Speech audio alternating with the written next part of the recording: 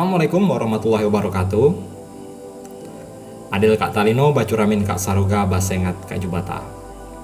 Pada video kali ini saya akan membahas tentang cara untuk membuat konten pembelajaran dengan bantuan Artificial Intelligence. Apa Artificial Intelligence itu?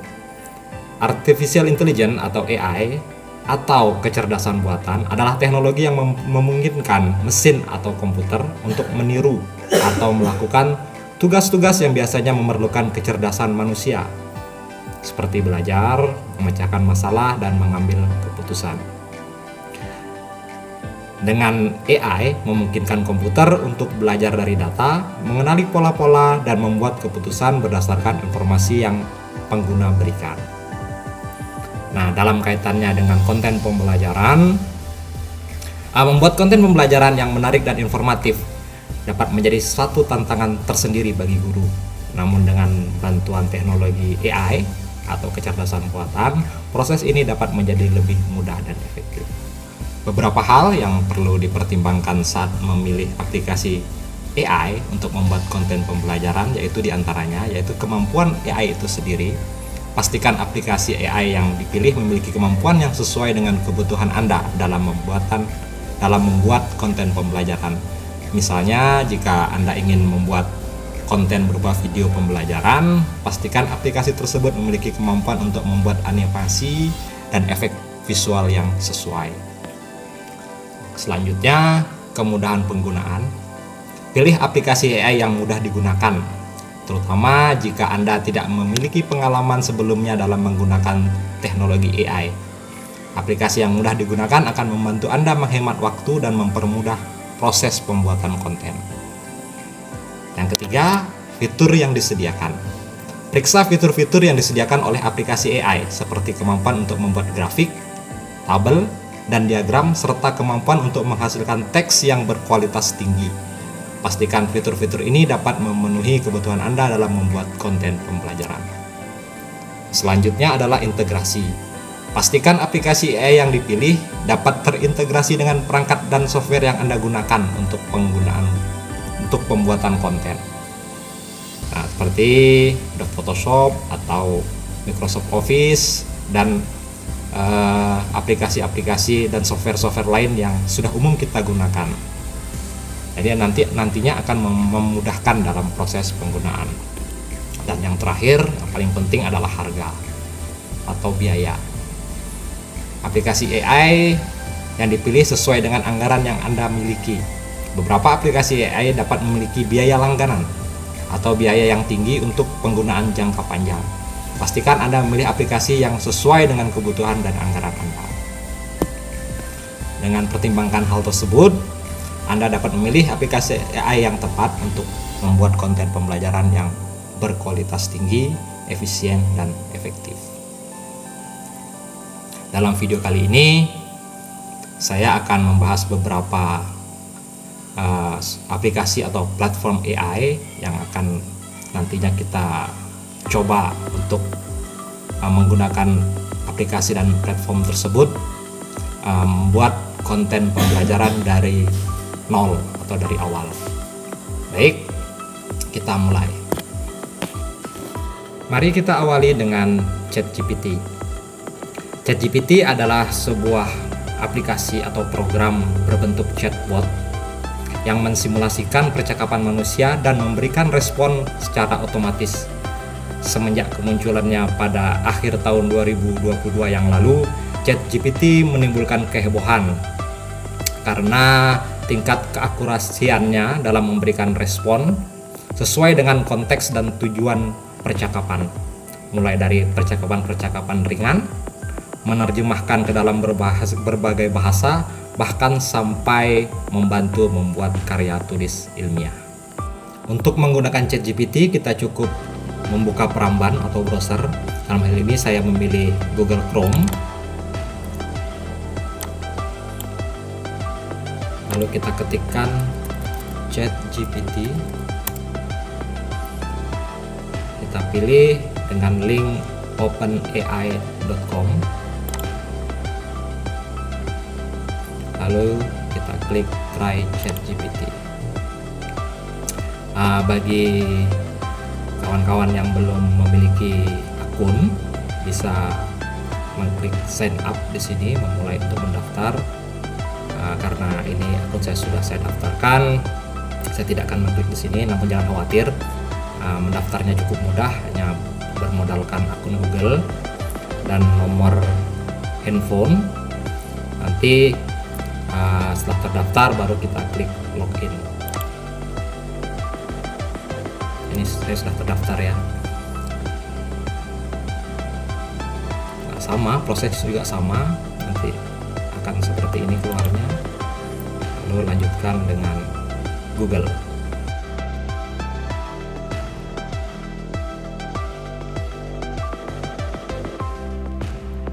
Seperti ini tampilan awalnya.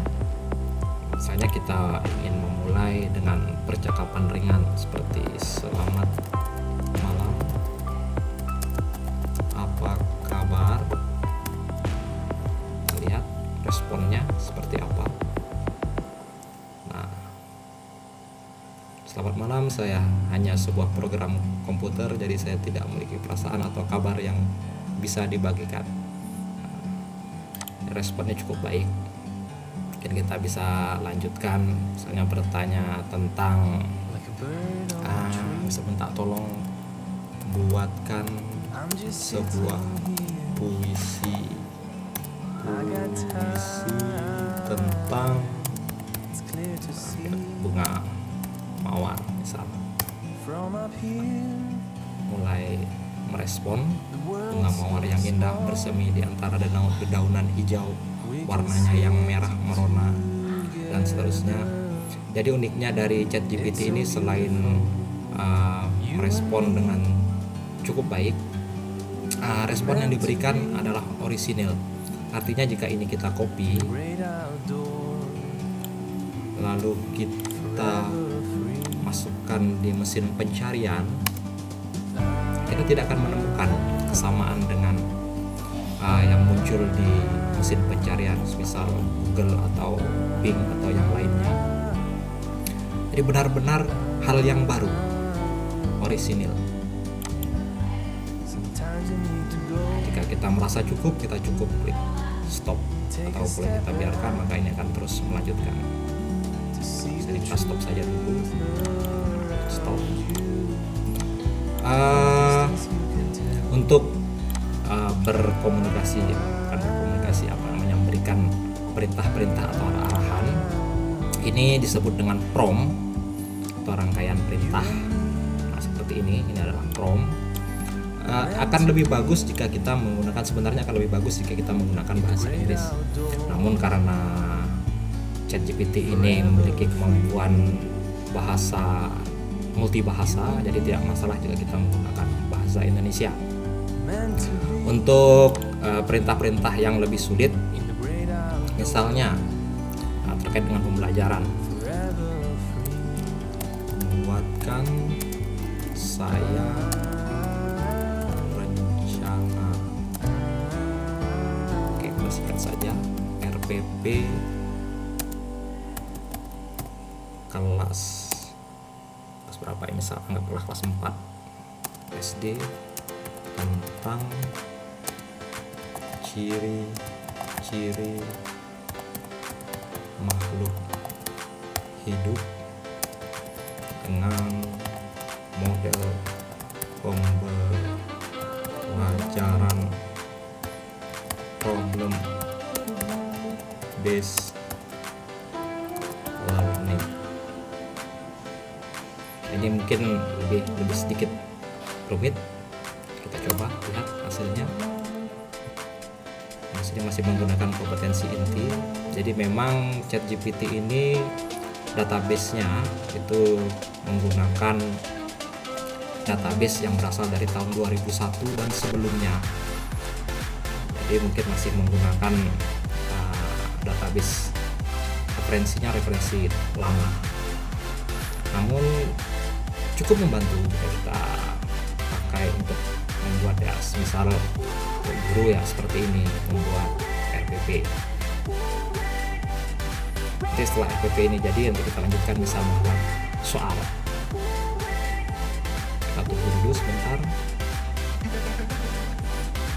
Di sini dengan model pembelajaran problem based learning.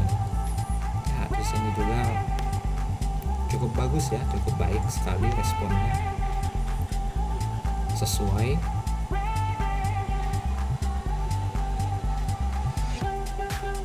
Nah, sering sekali ChatGPT ini terputus seperti ini.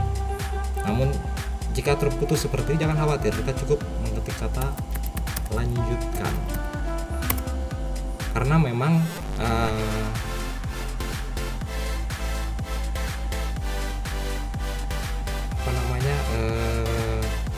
ChatGPT ini saling berhubungan ya dengan percakapan kita di atas. Jadi cuma cukup ketik lanjutkan maka ia akan melanjutkan.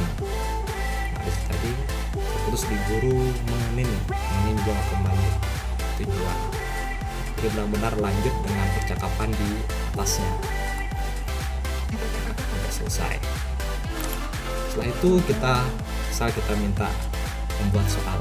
Buatkan saya soal latihannya berbentuk pilihan ganda lengkap dengan kunci jawaban. Nah, berikut bentuk pilihan ganda tentang ciri-ciri makhluk hidup. Jadi memang berlanjut ini dengan percakapan yang sebelumnya. Sekali ChatGPT memberikan respon seperti yang kita minta membuatkan soal latihan berbentuk pilihan ganda, maka akan buatkan soal berbentuk pilihan ganda. Bagi kita guru tentunya ini sangat membantu sekali. Setelah itu kita lanjutkan, misal buatkan, kemudian buatkan saya isi soal di atas. Oke, biasa kisi-kisi kita berbentuk tabel ya. Untuk ChatGPT tabel, dia bisa membuat tabel. Jadi kita ketik saja berbentuk tabel. Nah, dengan format mungkin kita ini nomor, kemudian biasanya kita masukkan indikator, lalu materi, selanjutnya kita soal dan kunci jawaban. Kita lihat apa yang akan muncul.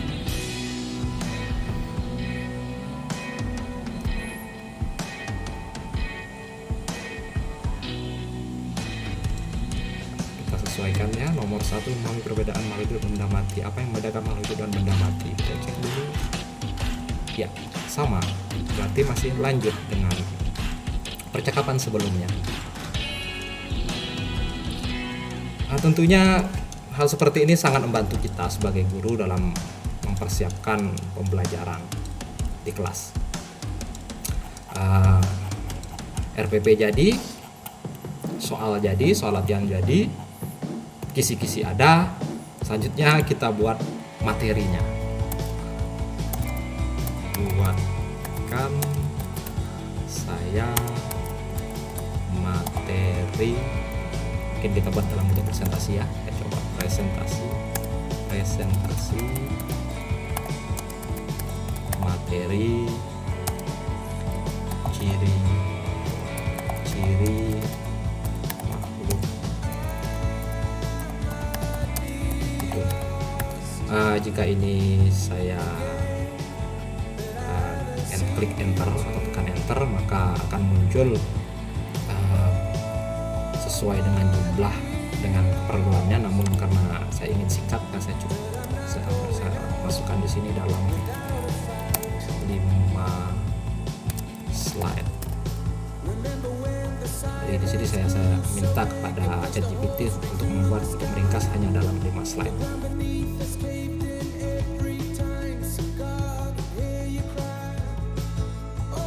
Oke, ini kita membuat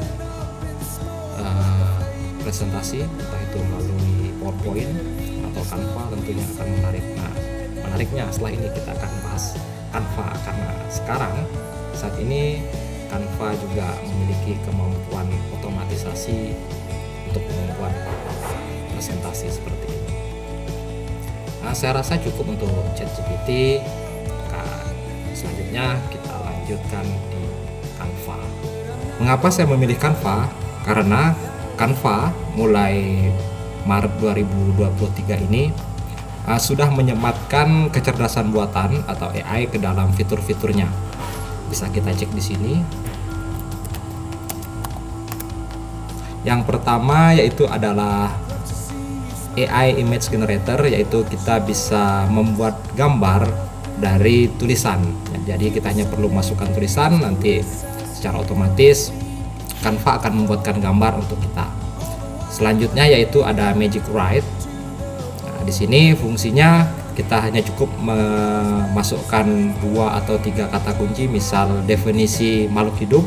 Nanti secara otomatis Canva akan menyelesaikan tulisan tersebut untuk kita. Dan yang terakhir yaitu ada Magic Design.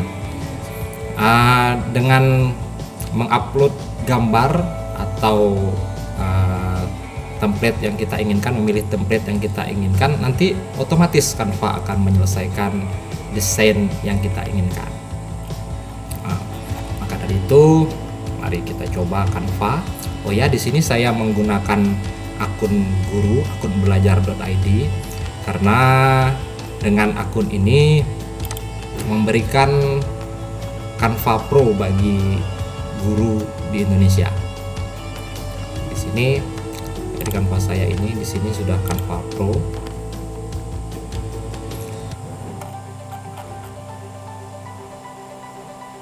Untuk memulainya cukup mudah sekali.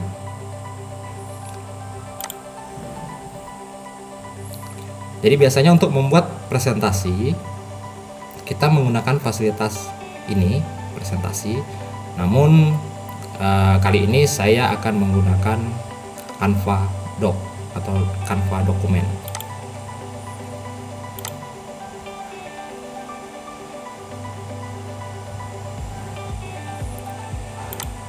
Nah, kita tinggal memasukkan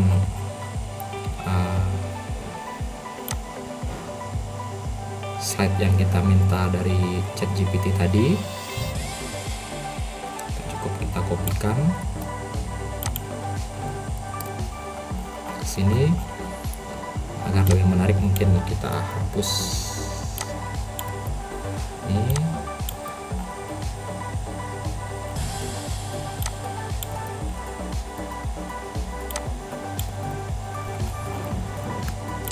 Nah, yang pertama tadi terkait dengan kemampuan Canva atau fitur Canva untuk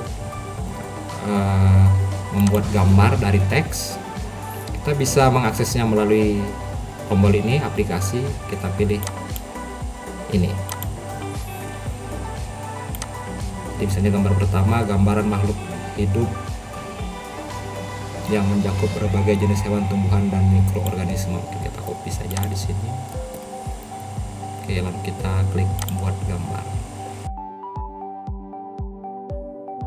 Menariknya di sini adalah gambar yang dihasilkan ini orisinil. Jadi jika kita cari ini di internet, di Google, ini kita tidak akan menemukan gambar yang sama karena memang ini di-generate atau dibuat oleh AI. Ini kita hapus.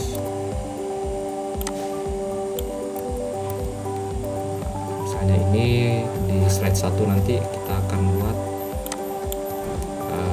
slide 1 ciri-ciri makhluk hidup, ada tulisan seperti ini.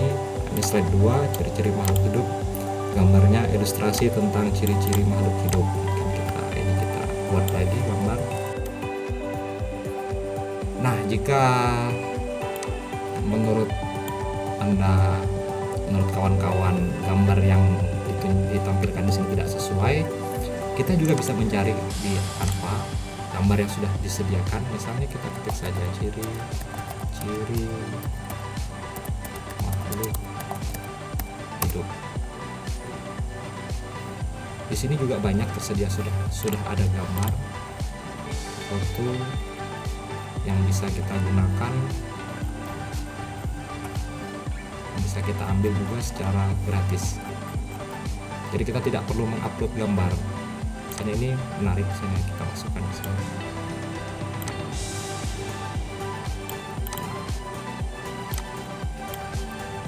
Oke, ini kita hapus. Nah, terkait dengan fitur text generate tadi untuk menggenerate teks. Nah, di Canva kita cukup memasukkan misalnya ini ciri-ciri makhluk hidup. Nah, di sini kita bisa, di sini tulisan ajaib. Tulisan ajaib.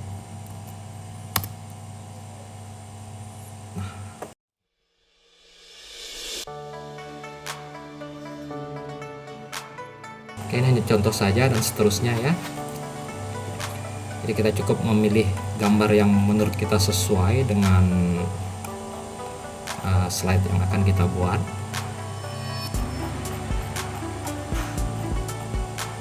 Seperti ini. Lalu yang terakhir yaitu Magic Design dari Canva. Kita cukup dengan mengklik mengkonversikan. Maka presentasi kita otomatis jadi. Buat presentasi. Nah,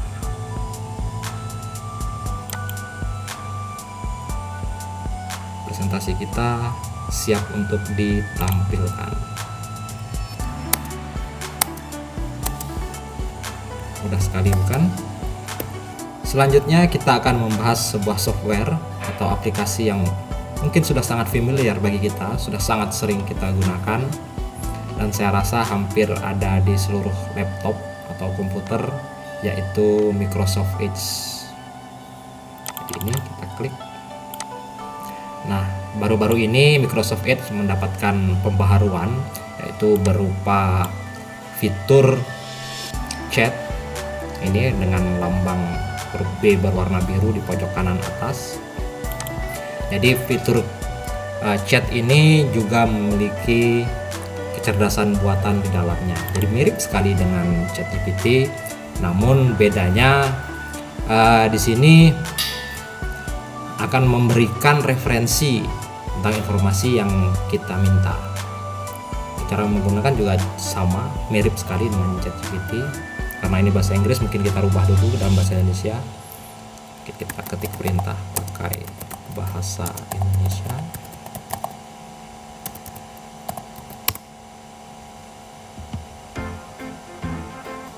Tunggu untuk merespon. Oke, dia sudah menjawab dalam bahasa Indonesia. Mungkin kita tanya apa itu makhluk hidup.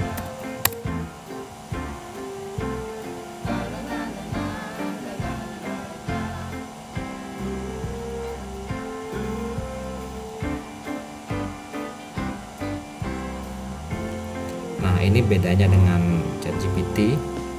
Jika ChatGPT juga akan memberikan, jika kita minta, jika kita melakukan perintah misalnya untuk menambahkan referensi, ChatGPT juga akan memberikan referensi yang serupa. Namun kelemahannya untuk di ChatGPT ini kita saya contohkan, misalnya jelaskan tentang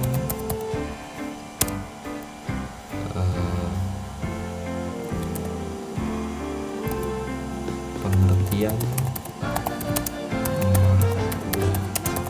hidup beserta lengkap dilengkapi dengan referensinya. Oke, sih error. Kita refresh dulu. Jelaskan tentang pengertian makhluk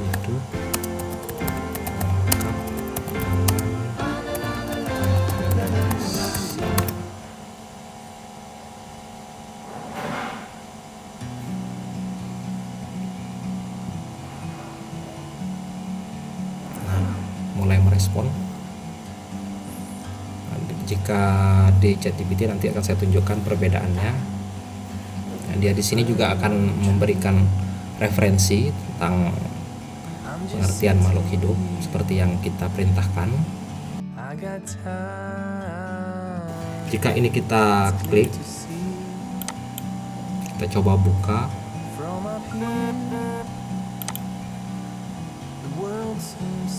biasanya tidak ditemukan. Ini kelemahan dari ChatGPT. Sementara untuk Microsoft Edge ini, chat di Microsoft Edge, link ini dapat diakses. Satu kita coba buka ya. Nah, ini bisa dibuka. Pengertian makhluk hidup. Wikipedia juga diberikan makhluk hidup juga. Jadi kalau dari Microsoft Edge ini, referensi yang diberikan oleh Microsoft Edge ini aktif, sangat menarik untuk digunakan khususnya kita bagi guru dalam membuat konten-konten pembelajaran. Jadi kesimpulannya,